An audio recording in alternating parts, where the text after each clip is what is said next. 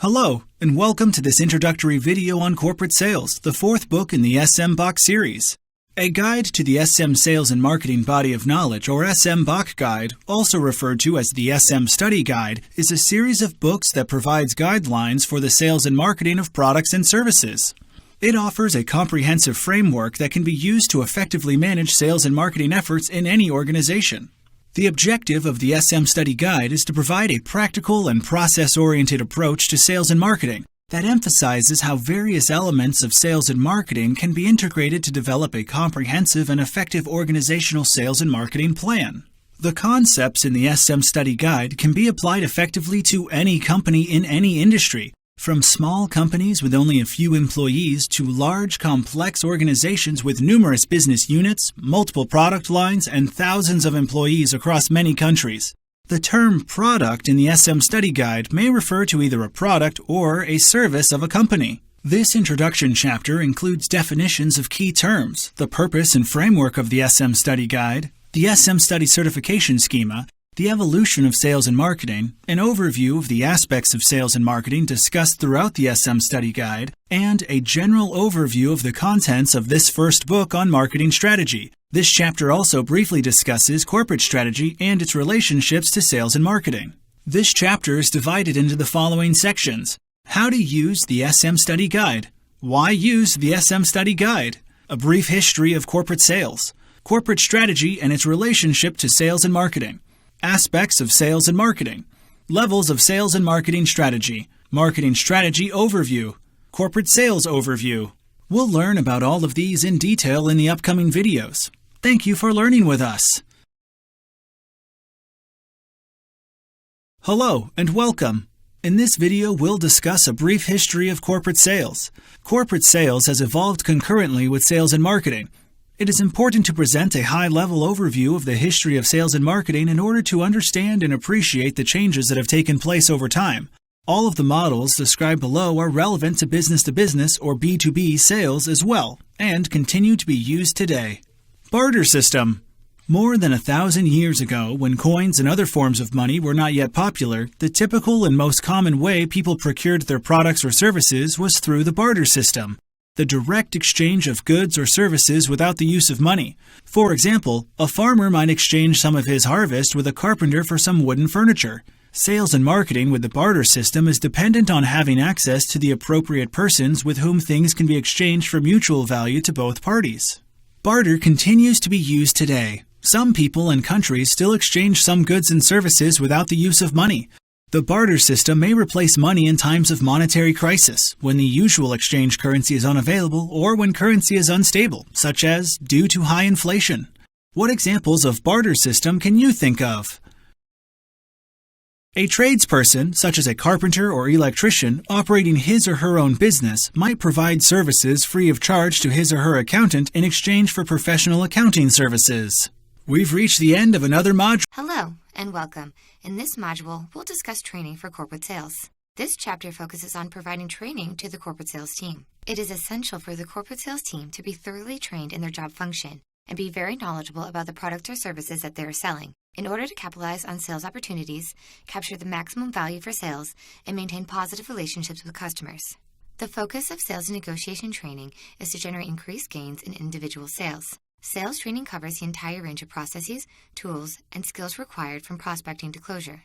Negotiation training helps the sales team understand the dynamics of the negotiation process, minimize conflicts, and arrive at mutually beneficial outcomes. Product training equips the corporate sales team to effectively address customers' technical concerns, communicate the value proposition, assess needs, and answer questions. Product training transforms the corporate sales team from being sales representatives of the company to becoming solution providers or consultants for the customer. This figure provides an overview of the two processes associated with training for corporate sales. Hello, in this module, we'll discuss the sales process conversion. This chapter focuses on the next stages in the sales process conversion. Conversion starts with the needs assessment for each qualified lead process. In this process, a needs assessment is conducted that documents both the explicit and implicit, or implied, needs of qualified leads. The corporate sales team then works to create a proposal for the solution with the objective of fulfilling those needs. The solution is presented to the prospects through a formal presentation or meeting. Any objections to the proposed solution are raised by the prospects at this stage. Such obstacles need to be anticipated beforehand and addressed during the presentation. Therefore, final negotiation can occur to close the deal. This figure provides an overview of the two processes associated with the sales. Alignment with customer behavior is the next tool we'll discuss. Customer buying behavior is an important factor to consider when selecting sales channels. Therefore, businesses should consider the customer's preferred channels, which can vary by market, as well as customers' acceptance of and disposition toward new channel options. There are 3 steps to align channel selection with customer preferences. Number 1. Identify customer preferences. Number 2. Offer flexible channels based on customer preferences. Number 3.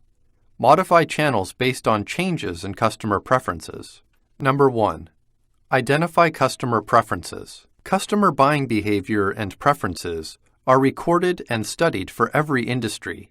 These define the boundaries of possible new channels. A customer survey is the best way to obtain data on the customer's channel preferences. The survey should be conducted on major accounts as well as minor accounts to cover the entire range of preferred channels. The survey should collect key information about the customer, such as customer size, transaction volume, and market segment, as well as information about channel usage and preferences, including speculation about future usage. Customer surveys can also help to determine a customer's willingness to buy through less expensive channels. The willingness to buy must always be considered with caution, because the customer may not have considered all the risks while completing the survey. Companies, therefore, should not rely solely on customer surveys to make decisions regarding channel options. A more accurate predictor of customers' channel preferences is their historical buying habits.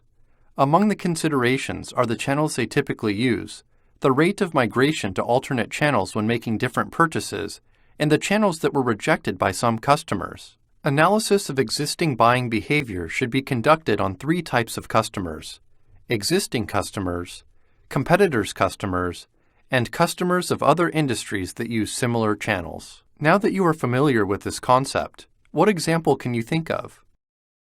It once would have been unthinkable to make an expensive purchase of a required component without a face-to-face meeting with sales reps from the manufacturer.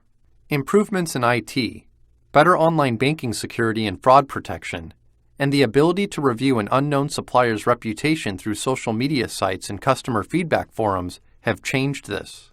Companies are now willing to make large purchases without the direct contact once required. This has opened up larger territories and new sales channels for businesses. Number 2. Offer flexible channels based on customer preferences. Customers have different buying criteria and conduct purchases in different ways based on their needs. Understanding the needs and behavior of the customer and mapping channels with customer behavior and preferences is a key component of corporate sales success. A company can achieve this by providing flexible buying options. Failure to respond to buying criteria may result in not satisfying the buying needs of customers. Companies cannot assume that a channel selection is based on the product only and invest only in one channel that satisfies that particular product. Customers prefer to have various options to purchase. A company's channels must therefore be flexible enough to cater to different purchasing behaviors of various customers. Number 3. Modify channels based on changes in customer preferences. It is important for companies to continually assess customer behavior and channel preferences. Typically, customers initially prefer high standards of service and support. Over time, however, priorities usually shift to price, self-service options, and ease of reordering.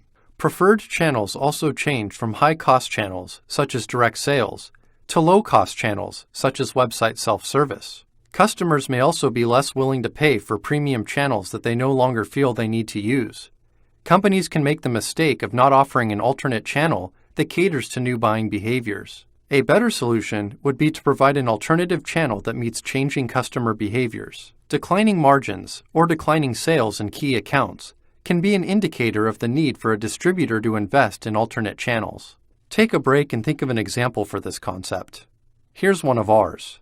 Once AX Technology Incorporated developed and solicited customer feedback through an online survey, it was able to obtain input on the customer's channel preferences. This included gathering input on current channel use, customer information such as transaction size and transaction volume, as well as ideas on which channels the customer believed would be most prominently used in the future. AX Technology Incorporated then evaluated the historical buying habits of its customers, including which channels they have typically used in the past. The combination of results from the survey, historical buying patterns, and customer speculation about future channels resulted in the alignment of sales channels with customer behavior and channel preferences. Hello, and welcome to this module on Prepare Organization for Sales.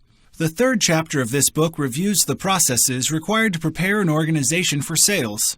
It describes how to establish and manage a sales process that is aligned to corporate, finance, and human resource strategies, and that will meet forecasted sales targets. The sales structure established will depend to a great degree on the nature of the business, the industry, the size of the organization, and its geographic footprint. An effective sales organization is supported by marketing assets and includes a sales incentive structure. The sales organization and governance must be designed to optimally support sales targets and create visibility into the sales team's performance to allow for adjustments and course corrections as necessary to ensure that the business meets its sales revenue objectives. Since sales targets are directly linked to all sales and marketing and financial objectives, they are essential components in the achievement of the company's overall objectives. This figure provides an overview of the processes discussed in Chapter 3, Prepare Organization for Sales. With that, we'll end this module. Thank you for learning with us. Creating channel network design is the next tool we'll discuss. Channel network design involves creating a new channel network or reorganizing an existing one. The main objective of channel network design is to select and employ the best possible channel partners. Some examples of channels and channel partners include direct sales force, resellers, value-added resellers, distributors, and integrators. By having a good channel design, the company is able to establish a two-way, mutually beneficial arrangement with each channel partner. Using good selection criteria and policies also demonstrates a good understanding of the channel partner's role in the sales process and enables the company to identify and deal with existing competition. The steps involved in channel network design are as follows. Number 1. Assess the need for a new channel or for reorganizing an existing channel. A company may need to create a new channel or reorganize its existing channel design in the following scenarios. Introduction of a new product. Alignment of current channels with the new product should be assessed first. In situations where existing channels are not well aligned with the product, a company should either reorganize its existing channels or create a new one. Misalignment of current channels with existing products. The requirements of customers are constantly evolving. A channel that may have been a perfect fit a few years ago might not be able to fully service the customers today. Another factor for misalignment can be changes in a company's objectives. In this situation, a new channel might be better aligned to these objectives. Number 2. Conduct market analysis. It is necessary to identify all external or market factors that could affect the implementation of the channel network design. A company should look at macroeconomic factors, which can be political, economic, social, technological, environmental, or legal, PESTLE, in nature. While most of these factors cannot be controlled, the effect that these factors can have on the company's ability to manage channels needs to be assessed and understood. Analyzing the channels used by the competition is also important, as this analysis facilitates a better understanding of the existing channels and enables the business to determine any gaps. Number 3. Analyze and prioritize customer requirements. The company must determine and analyze the specific requirements of the customer or end user. This step is about identifying customer preferences and buying behavior. Customer preferences and requirements can then be ranked based on the results of a survey as outlined in the Alignment with Customer Behavior tool. Based on customer feedback, channels can be chosen that are best suited for the business and for the customer. Number 4. Formulate channel selection criteria. Based on customer and product requirements, the company should identify the key tasks that the channel must perform. The company needs to formulate channel selection criteria on the basis of these key tasks. These criteria should be ranked according to the priority of the tasks and customer preferences. Some commonly used channel criteria are as follows: reputation, managerial ability, financial strength, territorial coverage, existing customer accounts, other product lines, repair and service capabilities, knowledge of local market conditions, ordering and payment policies, commitment to sales quota.